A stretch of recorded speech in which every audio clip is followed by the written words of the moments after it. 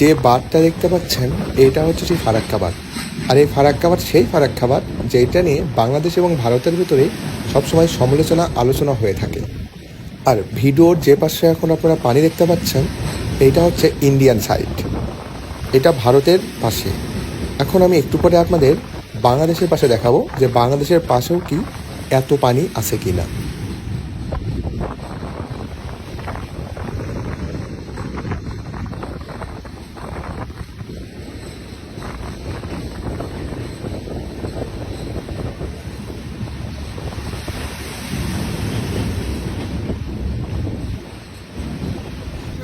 ভিডিওর এতক্ষণ যে সাইডটা আপনারা দেখলেন সেটা হচ্ছে ভারতের সাইড ছিল।